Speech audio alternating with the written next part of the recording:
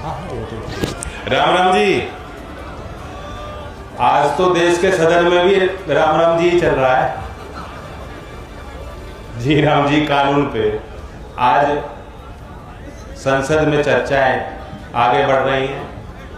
संभवतः कृषि और ग्रामीण विकास मंत्री जी उस विषय पे विभिन्न पार्टी के दल के सांसदों द्वारा उठाए गए सवालों का उत्तर भी अभी लोकसभा में दे रहे होंगे। और इस सब के बीच इतना महत्वपूर्ण समय और अपना कीमती वक्त आपसे मिलने के लिए निकालते हुए यहाँ आए महामहिम आचार्य जी का मैं बागपत के सभी इस धरती के ओर से जनता के ओर से अभिवादन करता हूँ और आभार व्यक्त करता हूँ। इनके मन में हृदय में किसानों के लिए एक भावना है कि वो चाहते हैं कि किसानों का सशक्तिकरण इस देश को आगे ले जाने वाला एक महत्वपूर्ण काम है और चुनौती भी है। और जो भी इनको अवसर मिलता है, जो भी इनको पद मिलता है, मंच मिलता है, वो उस सभी का ध्यान भी आकर्षित करते हैं और प्रयास भी करते हैं कि आज का किसान जहां एक तरफ आधुनिकता की ओर जा रहा है, वहीं उसकी लागत भी नियंत्रण में रहे और आर्थिक तरक्की और प्रगति के पथ पे किसान और किसान का परिवार, उसके साथ जुड़ा हुआ श्रमिक और संपूर्ण ग्रामीण भारत चल पाए। तो मैं धन्यवाद देता हूं। जब मेरी भेंट माननीय राज्यपाल जी से हुई थी तो 5-10 मिनट की बातचीत में मुझे लगता है 2 मिनट उन्होंने चौधरी साहब पे अपनी स्मृति बताई और फिर उन्होंने मुझे बताया मैं चौधरी साहब की कर्मभूमि को एक बार खुद देखना चाहता हूं और मैं चाहता हूं कि आप किसानों की कार्यशाला लगाओ। और मैं खुद व्यक्तिगत तौर से जो मेरे अनुभव हैं एज अ किसान, और आज राज्यपाल के बड़े पद को, संवैधानिक पद को एक दायरे के साथ, एक डिग्निटी के साथ आप निभा रहे हैं, लेकिन मुख्य तौर पे आप एक शिक्षक भी हैं और एक किसान हैं। गुरुकुल की शिक्षा पद्धति को, भारतीय संस्कारों को जीवंत रखने के लिए आपके प्रयास रहे और गांव के लोगों के लिए, गांव की अगली पीढ़ी को सशक्त बनाने के लिए, राष्ट्र के मुख्यधारा में उसको लाने के लिए जीवन भर के आपके प्रयास रहे। और उसी के सम्मान में आज आपको एक बड़ा दायित्व मिल रहा है और मुझे पूरी उम्मीद है कि आज का ये कार्यक्रम उपस्थित सभी के लिए बहुत लाभ का रहेगा। सभी लोग यहाँ से जब लौटेंगे तो उनको महसूस होगा कि आज एक अच्छे कार्यक्रम में शामिल हुए। और इसलिए मैं इस कार्यक्रम को कराने में सभी जुटे कार्यकर्ताओं को धन्यवाद देता हूँ। जयदेव जी, जिनका अभी जीवन का रास्ता, जीवन पथ पे उन्होंने क्या क्या हासिल किया है, अभी कम ही उम्र है, आगे भी बहुत कुछ करना है, उनके साथ भी हम सब की मनोकामनाएं हैं, शुभकामनाएं हैं। सब लोग चाहते हैं कि मैं अपने गांव का विकास करूं, अपने क्षेत्र का। और ऐसे में जयदेव जी और कुछ सम्राट लोग जब कुछ दिन पहले मेरे पास आए थे, उन्होंने मुझे कहा कि हम चौधरी अजीत सिंह जी की यादगार, उनके स्मृति में कुछ करना चाहते हैं और उनके मन में इच्छा थी कि हम चौधरी अजीत सिंह जी की एक मूर्ति लगवाना चाहते हैं। तो उस समय हमने बात की कि मूर्ति अच्छा है और अगर समाज के लोग ऐसा निर्माण करना चाहते हैं तो मैं सहयोग करूंगा। लेकिन चौधरी अजीत सिंह जी के जो कोशिश थी अपने लोगों के लिए शिक्षा से नौजवानों को जोड़ने की, वो खुद IIT खड़गपुर से पढ़े थे, फिर विदेश में जाके उन्होंने, और उस समय बताते हैं कि चौधरी चरण सिंह जी को उनकी पढ़ाई में सहयोग करने के लिए भी शायद कुछ लोगों से पैसे जुटाने पड़े थे। तो वो भी एक दौर था जो बड़े राजनेताओं के पास वो चकाचौंध और संसाधन नहीं होते थे अपने परिवार के लिए। तो चौधरी अजीत सिंह जी ने फिर 20 साल बाहर विदेश में रहे और जब जनता के क्षेत्र की पुकार आई, अपने उस जीवन शैली को छोड़ के आपके प्रति उन्होंने अपना जीवन समर्पित किया और पीछे कभी मुड़ के नहीं देखा। उन चौधरी अजीत सिंह जी के स्मृति में आज एक पुस्तकालय का भी उद्घाटन यहाँ शिक्षण संस्थान में हुआ है। मैं बधाई देता हूँ सभी यहाँ गांव वालों को।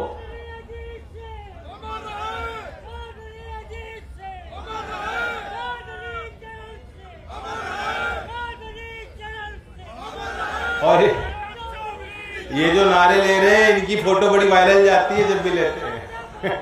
मैं इनको अच्छी तरह पहचान, सहयोग करो जी। तो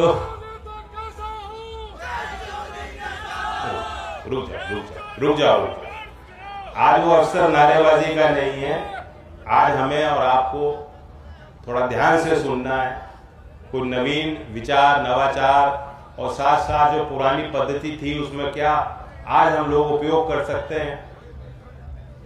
हमें विज्ञान को धारण करना है, जीवन शैली में शामिल करना है। ये हर एक नागरिक की संवैधानिक जिम्मेदारी भी है, सरकारों की भी है, जनप्रतिनिधियों की भी है कि एक वैज्ञानिक सोच हर नागरिक में उत्पन्न हो। और आज भारत जो दुनिया में नेतृत्व करने के लिए आगे आ रहा है, ताकतवर हो रहा है, शक्तिशाली हो रहा है, उसके पीछे भी हमारी युवा पीढ़ी के नवीन विचार हैं, विचारों की क्षमता है और वैज्ञानिक जो उनके जो नवाचार है, जो नई चीजें उत्पन्न कर पा रहे हैं, कम लागत में उत्पाद कर पा रहे हैं। ये सब कारण है कि आज भारत के श्रमिक का, भारत के युवा भारत के का लोहा दुनिया मान रही है। तो उसी सोच को आगे बढ़ाने के लिए विशेष तौर से कार्यक्रम रखा गया। अगर आप किसानी और खेती की बात करें, जिक्र यहां गन्ने का हुआ था, लेकिन आज एक चुनौती है कि आप अपनी पैदावार कैसे बेहतर करो। और मैं जी सभी मिलकर ध्यान रखूंगा। वहां अनिरुद्ध जी रुक जाओ। तो मैं आपके खेत तो देखता हूं, जा भी जाता हूं। इस बार गन्ने की पैदावार मुझे कुछ हल्की कमजोर लग रही, और ये तो आप ही बता सकते हो, किसान ही बता सकते हैं। लेकिन गन्ने से भी अलग जो दूसरी फसलें हैं उसमें बहुत ज्यादा संभावनाएं यहाँ दिखती हैं। बिल्कुल दिल्ली देश की राजधानी के समीप हो, एनसीआर क्षेत्र में आप हो, और मैं नहीं देख पाया, लेकिन महामहिम गवर्नर साहब मुझे बता रहे थे कि जो आज वो एक आधुनिक यूनिट देख के आए हैं, उनका कहना ये था कि ऐसा गांव में, ग्रामीण क्षेत्रों में ऐसे यूनिट, ऐसी जो प्रौद्योगिकी है, ऐसे उत्पाद के केंद्र और बनाए जाने चाहिए, और उन्होंने कमी इस तरह से देखे हैं। तो ये बड़ी उपलब्धि इस पूरे क्षेत्र के लिए है। केंद्र सरकार की भी कोशिश है, कई योजनाएं, लेकिन कारण है कि बहुत लोग जो छोटे उद्यमी हैं, जो अच्छे किसान हैं, जो अच्छी खेती कर रहे हैं, बहुत इन योजनाओं की जानकारी किसानों को नहीं। अब मैं एक सवाल आप सबसे पूछूंगा, आप हाथ खड़ा करके बताना। फार्मर प्रोड्यूसर ऑर्गेनाइजेशन, यानी यहां तो वैसे ही बहुत कम जमीन के काश्तकार, बहुत कम छोटे छोटे खेत हैं। आप समूह बनाओगे तब जो मंडी में जो बड़ी ताकतें हैं, जो भाव तय करती हैं, भाव निर्धारण में उनकी बड़ी भूमिका होती है, खरीद में उनकी बड़ी भूमिका होती है, प्रसंस्करण करके आगे बेचने में उनकी बड़ी भूमिका होती है। उन व्यापार की कड़ियों में किसान की हिस्सेदारी बेहद कमजोर है और बहुत कम है, उसे बढ़ाने की जरूरत। तो मैं सवाल पूछता हूं कि किसान के समूह के लिए एक नई व्यवस्था जो बनाई गई वो फार्मर प्रोड्यूसर ऑर्गेनाइजेशन की, एफपीओ की। यहाँ कितने किसान ऐसे हैं जो किसी एफपीओ के सदस्य हैं या किसी ने बनाया हो एफपीओ?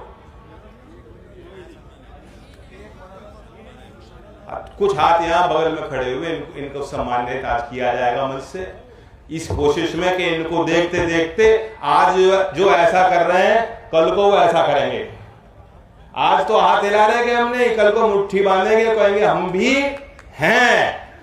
एफपीओ के माध्यम से आज एफपीओ में जो उत्पाद हैं, समूह बना के आर्थिक तौर पे जो योजनाएं हैं उनका लाभ लेके, ग्रांट की स्कीम है, सब्सिडी की स्कीम है, आप विदेश में भी अपने उपज को पहुंचा सकते हो। आज जो कृषि का निर्यात है टोटल, उसमें से सिर्फ 25% जो प्रोसेसिंग आइटम है वो 25% का ही उसमें शेयर है। और दूसरे देशों से आप तुलना करोगे तो वहां तो 70-80% जो है प्रोसेस्ड एक्सपोर्ट होता है। तो कितनी बड़ी संभावना है। इसमें कुछ लोगों ने आकलन किया है और संभावना कितनी है बताई कि 2032 तक अगले 4-5 साल में हमारा फूड प्रोसेसिंग इंडस्ट्री 30% बढ़ सकता है। 40 लाख करोड़ का उद्योग इस देश में खड़ा किया जा सकता है और उस उद्योग से सीधा लाभ किसानों को मिले। यहां मैं गन्ना उद्योग का उदाहरण देता हूं, ये तो सबको मालूम है। चौधरी अजीत सिंह जी जब पहली बार सरकार में शामिल हुए थे, मंत्री पद पे उन्होंने शपथ ली थी, तो वो उद्योग मंत्री का दायरा, वो जिम्मेदारी उनको दी गई और उसके बाद उन्होंने कोशिश की कि क्षेत्र में औद्योगिकरण हो। लेकिन कौन से उद्योग? वे उद्योग जिनका सकारात्मक प्रभाव ग्रामीण अर्थव्यवस्था पर पड़ सके, वे उद्योग जिनका सीधा वास्ता कृषि के इकोनॉमी से अर्थव्यवस्था पे हो, वे उद्योग जहां किसान अपनी फसल अच्छे दाम हासिल करने के लिए बेचता हो। और उन्हीं उद्योगों को चिन्हित करके उन्हें बढ़ावा देने के लिए, कुटीर उद्योग को आगे लाने के लिए, चौधरी चरण सिंह के उन महान विचारों को आगे बढ़ाने के लिए चौधरी अजीत सिंह जी ने प्रयास किया। अब गन्ना उद्योग एक वो उदाहरण है कि जब मैं पहली बार लोकसभा में सांसद के तौर पे बोल रहा था तो उसमें एफडीआई इन रिटेल का एक विषय आया कि विदेशी निवेश को खोला जाना चाहिए या रोका जाना चाहिए। वहां मैंने ये उदाहरण दिया था कि गन्ना उद्योग किसानों ने उसका फायदा भी देखा है। समय समय पे किसानों को संगठित होकर अपनी बात मजबूती से रखनी भी पड़ती है। लेकिन आज सबके हित में है कि उद्योग भी स्वस्थ हो, उद्योग में कार्यरत कर्मचारियों का अच्छा वेतन उनको मिले, उनकी आर्थिक सुरक्षा पे ध्यान हो, उनकी सामाजिक सुरक्षा के लिए सरकार नीतियां बनाए, हस्तक्षेप करे। और सबसे बड़ी जिम्मेदारी है कि किसान जो अपनी फसल, महंगी फसल, मेहनत की फसल, खून पसीने की कमाई जब उस उद्योग को बेचता है तो जो सर्वश्रेष्ठ दाम उस किसान को मिल सकता है वो उस किसान को मिलना चाहिए। लेकिन निवेश जब उस क्षेत्र में होगा, अगर कृषि प्रसंस्करण के, खाद्य प्रसंस्करण के यूनिट लगाए जाएंगे, उस उद्योग को बढ़ावा मिलेगा। जैसा कि गन्ना उद्योग को बढ़ावा चौधरी अजीत सिंह जी ने दिया, तो दूसरे फसलों के किसानों को भी, जो दूसरी फसलें होती हैं, फ्रूट एंड वेजिटेबल होती है, यहाँ बागवानी का बहुत बड़ा क्षेत्र है और फल, सब्जी और मसालों में, दूध में, उत्पाद में हमारे देश का किसान दुनिया में अव्वल है। बस उसे संगठित करने की जरूरत है। तो अगर वहां भी उद्योग स्थापित होगा तो सीधा लाभ उसका किसानों को मिलेगा। इसके लिए भी योजनाएं हैं, लेकिन उन योजनाओं की कम जानकारी किसानों को रहती है। अभी एक जो बड़ी योजना चल रही है उसमें 90,000 छोटे कुटीर उद्योग, माइक्रो एंटरप्राइजेस को सब्सिडी दी जाती है। 10 लाख रुपए तक सब्सिडी, 35% सब्सिडी देने का प्रावधान। हो सकता है जयदेव को मालूम हो सकता है यहाँ जो एफपीओ जो बनाया है उनको मालूम है। PMFME यही नाम है स्कीम का। और उससे अतिरिक्त प्रधानमंत्री किसान संपदा योजना भी, अभी जो बड़े यूनिट हैं, कोल्ड चेन है, उनको स्थापित करने के लिए एक नई योजना बनाई गई। अभी छोटे कुटीर उद्योग के लिए 2000 करोड़ का प्रावधान इसी साल के बजट में है। और ये योजना आज से नहीं है, 2021 से चल रही है। 2026 में ये योजना समाप्त हो जाएगी, इसका एक्सटेंशन के फिर विचार किया जाएगा सरकार की ओर से। लेकिन यहाँ कितने किसान ऐसे बैठे हैं जिनको मालूम है कि अगर मैं ऐसी फैक्ट्री लगवाना चाहूं तो मुझे 10 लाख रुपए तक सब्सिडी मिल सकती है, स्वतंत्र ग्रांट भी मिल सकता है। ऐसी कोई योजना संचालित है, देश में चल रही है, लागू है। किसानों को मालूम है? मालूम है किसी को? नहीं मालूम, आते लाए। तो किसान की मजबूरी, किसान की नजर अपने खेत पे रहती है, अपनी फसल पे रहती है, अगली पीढ़ी पे रहती है। और इसलिए बेहद जरूरी है कि हम छोटे छोटे संगठन किसानों के बनाएं, उनको मजबूत करें। ये भी जरूरी है कि समय समय पे हम कार्यशाला लगाएं।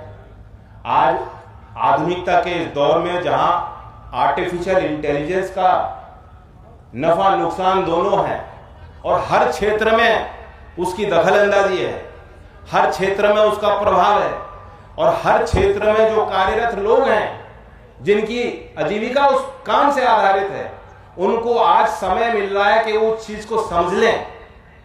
आज एआई का हस्तक्षेप खेती किसानी पे भी पड़ रहा है और आपको मालूम है बीते दिनों शिक्षा मंत्री धर्मेंद्र प्रधान जी को साथ लेकर यही सरदार पटेल जो उत्तर प्रदेश की राजकीय कृषि विश्वविद्यालय है, उसमें एक आधुनिक लैब का हम लोगों ने उद्घाटन किया और उसमें आईआईटी रोपड़ जो एआई एंड एग्रीकल्चर में सेंटर ऑफ एक्सीलेंस स्थापित करने के लिए जिसको एक काम भारत सरकार द्वारा सौंपा गया है, उसके विशेषज्ञों को बुला के उस लैब का निर्माण कराया गया। लेकिन कितने यहाँ किसान हैं, वो लैब अभी चल रही है, वहां वैज्ञानिक उद्यमी किसान कार्यशाला लगाने की जिम्मेदारी, नए जो प्रोडक्ट आ रहे हैं जो सस्ते भी हैं सुलभ भी हैं जिनका आपका लाभ मिलेगा किसान को अगर वो अपने फसल में उनका प्रयोग करेंगे। कितने ऐसे किसान हैं जो वहां गए? कोई गया है? कुछ ही उसी कार्यक्रम में गए होंगे जब मैंने बुलाया, उसके बाद नहीं गए? गए। तो यही सरदार पटेल यूनिवर्सिटी देखिए, मैं उनको कहूंगा यहां भी कार्यशाला लगाएंगे, आप गए। तो ये अंदर से जो झिझक है हम लोगों की, झिझक दूर करनी पड़ेगी, इन विषयों को समझना पड़ेगा। कोई कठिन नहीं है, बागपत का आदमी दुनिया में मिल जाता है। आप ये मत सोचो कि ये चीज संभव नहीं। वैसे ही मैं यहां उपस्थित किसानों के अगली पीढ़ी नौजवानों को कहना चाहता हूं, मैंने 2 महीने पहले नया कार्यक्रम चालू किया है, उसमें शिक्षा मंत्रालय और कौशल मंत्रालय दोनों मिलकर काम कर रहे हैं और आईटी मिनिस्ट्री को भी हमने साथ रखा। बिल्कुल निःशुल्क मात्र 15 घंटे का एक हमने कोर्स बनाया।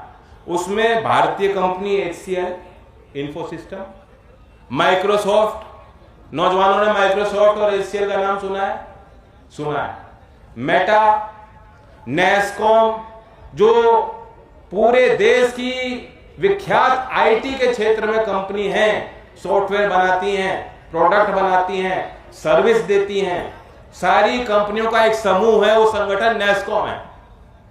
जैसे यहां इस्मा है शुगर मैन्युफैक्चरर का, या आप यूनियन बना लेते हो किसान भाई, तो वो समझो उनकी यूनियन है। उन्होंने भी हमें कोर्स दिया बिल्कुल निःशुल्क।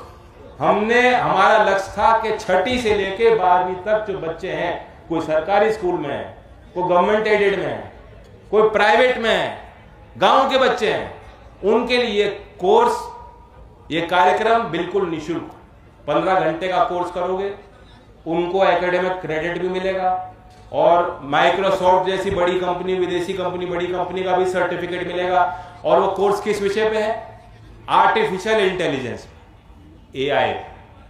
उसी विधि से जुड़ा हुआ है जिसका जिक्र मैं अभी कर रहा था, जिसका प्रभाव आपके खेती और किसानी और जीवन के हर पहलू पे पड़ रहा है। कितने ऐसे नौजवान हैं जिन्होंने कोर्स यहां किया? चलो वेरी गुड। अभी मैंने भी नहीं किया, मैं भी ये कोर्स करने वाला हूं, मैं भी खुद कोर्स करने वाला हूं। और नए साल में 1 जनवरी को आप देखेंगे एक बड़ा कार्यक्रम, महत्वपूर्ण कार्यक्रम, जिसका एक बड़ा संदेश देश और दुनिया में जाने वाला है। महामहिम राष्ट्रपति के आशीर्वाद से इसी स्किल कार्यक्रम को, स्किलिंग फॉर एआई रेडीनेस कार्यक्रम को हम आगे और उस पद्धति को बढ़ाने के लिए प्रयास करने जा रहे हैं। तो 1 जनवरी को एक बड़ा कार्यक्रम, और उससे पहले मैं सुन लूंगा जी वरना मेरे दिमाग में चीजें गुम हो जाएंगी, मुझे याद आएंगी, कह लें लो। एक बड़ी चीज है, एक तारीख आ रही है जिसका सीधा जो है संपर्क आपसे है, जो आपके दिल को छूने वाली तारीख है किसान दिवस, चौधरी चरण सिंह जी की जयंती। और आप अपने अपने तरीके से मनाते ही हो, सब लोग किसान घाट भी पहुंचते हैं। उसके बाद मैं संसद भवन में चौधरी साहब की तस्वीर लग रही है सेंट्रल हॉल में, वहां जाता हूं। अब वे संविधान भवन के तौर पे उस भवन को उस भवन को दिया गया है टैग। मैं वहां जाऊंगा, लेकिन उस दिन मैंने एक कार्यक्रम अपने मंत्रालय में रखा। चौधरी चरण सिंह जी किसानों के नेता थे, ये तो सब जानते हैं। वे ग्रामीण भारत को देश के विकास से जोड़ के देखते थे, वे सब लोग जानते हैं।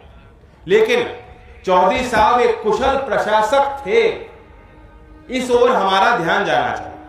और इसलिए मैंने एक हफ्ते का मंथन कार्यक्रम अपने 23 तारीख को मैं अपने कार्यालय में दिल्ली में करूंगा, कौशल विकास भवन में। वे पब्लिक का कार्यक्रम नहीं, आपको आने की जरूरत नहीं, आप तो चौधरी साहब को याद करना, यही क्षेत्र में कार्यक्रम होंगे किसान घाट पे आना। लेकिन मैंने सभी अधिकारियों को कहा है कि आप सोचें कि आपकी जो ये प्रणालियां हैं, ये फॉर्म भरो, ये प्रमाण पत्र दो, यहां अप्लाई करो, फिर दोबारा अप्लाई करो, फिर सत्यापन करो, उसके बाद जो किसी योजना का लाभ आप ले पाते हो। एक आम व्यक्ति के लिए, आम नागरिक के लिए सरकारी योजनाएं सुलभ होनी चाहिए। बताओ, राजी हो इस बात के लिए? नहीं है। जैसे मैंने आज आपसे पूछा, इन योजनाओं का जानकारी आपको नहीं, तो सरकार का भी ये निरंतर प्रयास है। जन विश्वास कानून आया था कि हम पुराने कानूनों को समीक्षा करके स्टैट्यूट बुक से हटाएं। अभी इस संसद सत्र में भी एक रिपील कानून जो है पारित हुआ, और उसी प्रयास को आगे बढ़ाने के लिए मैंने 1 सप्ताह का समय अपने कार्यालय को दिया है, मंत्रालय को दिया है। फिर 1 जनवरी जो नया वर्ष है उसकी शुरुआत मैंने कहा है कि आप एक समीक्षा करके एक मसौदा तैयार करें, व्यवस्था बनाएं कि हम अपनी कौशल विकास मंत्रालय में प्रत्येक योजना को शुरुआत से लेकर आखिर तक, लाभार्थी तक देखेंगे कि उस प्रणाली को हम कैसे सरल और सुलभ और आपकी पहुंच तक उसे पहुंचाने के लिए बना सकें, कोशिश करें। मैं, क्योंकि आज संसद भवन में जीराम जी की चर्चा हो गई, उस विषय पे मैं इतना ही कहूंगा कि किसानों की बड़ी मांग होती थी कि उस योजना को कृषि क्षेत्र से जोड़ा जाए, जो ग्रामीण क्षेत्र के श्रमिक के लिए वो योजना बनाई गई।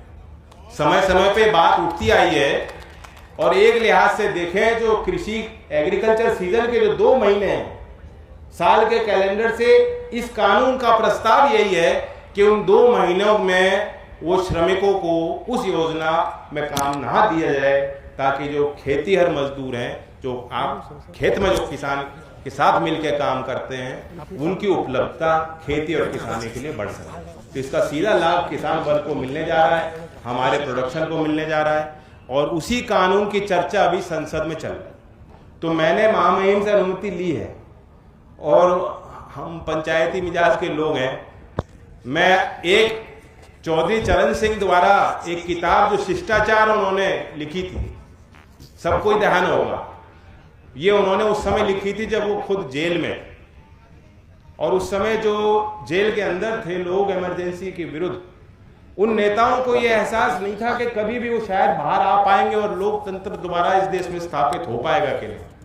तो उन्होंने अपने परिवारजनों के लिए, अपने पीढ़ियों के लिए, आगे लोगों के लिए, नौजवानों को प्रशिक्षित करने के लिए वो किताब लिखी। शिष्टाचार किताब में उनकी एक बात, उन्होंने ये उनका कहना था कि जैसा व्यवहार और आचरण और सेवा और सहायता की अभिलाषा आप दूसरों से करते हो, सर्वप्रथम आपको दूसरों के प्रति ये अपने व्यवहार में जोड़ना, और यही आपका प्रमाण पत्र है जो जीवन के रास्ते में, जीवन के पथ में आपके काम आएगा। जो कोई नवीन व्यक्ति आपसे मिलेगा तो उसी प्रमाण पत्र को देख के, आपके व्यवहार को देख के आपको आंकेंगे। तो ये चौधरी साहब के लिखे गए वो शब्द मुझे लगता है कि आज बहुत प्रासंगिक हैं। आज हमारे बीच एक बड़ी शख्सियत हमारे बीच है, और समय निकाल के महामहिम गवर्नर साहब आए हैं, राज्यपाल जी, मैं उनको धन्यवाद करता हूं। और खेती के विभिन्न पहलुओं को, प्राकृतिक खेती को बढ़ावा देने के लिए जो नए नए रोग आ रहे हैं, नई विधियां आ रही हैं, उनको कैसे हम उपयोग करें, और जलवायु परिवर्तन का इतना महत्वपूर्ण विषय है, आज धुंधसी हमें दिखाई दे रही है। तो उस नए चीजों को लेते हुए, चुनौतियों को देखते हुए किसानों को क्या करना है, उस पर अपनी बात रखना चाहेंगे। बहुत लंबा अनुभव इनको है और इनके मन में ये टीस है, वो चाहते हैं कि किसान इस पद्धति को समझे। तो मैं आपसे आग्रह करता हूं, क्योंकि मुझे वहां पार्लियामेंट में जाना है और पार्टी का विप है, पार्टी के हमारे प्रतिनिधि भी वहां बोलेंगे, हमारे इसी क्षेत्र के सांसद भी इसलिए इस मंच पे उपस्थित नहीं है, तो उस कार्यक्रम के नाते मैं आपसे आगे लेता हूं। लेकिन आप सब यहाँ जो है इस कार्यक्रम की शोभा को बढ़ाते रहना, और मुझे पूरी उम्मीद है कि जैसा आशीर्वाद आपने हमेशा दिया आप देंगे और महामहिम राज्यपाल जी के स्वागत में और उनके बोले गए शब्दों को अपने व्यवहार में शामिल करेंगे, अपनी पद्धति में शामिल करेंगे। इन्हीं शब्दों के साथ जय हिंद, जय भारत।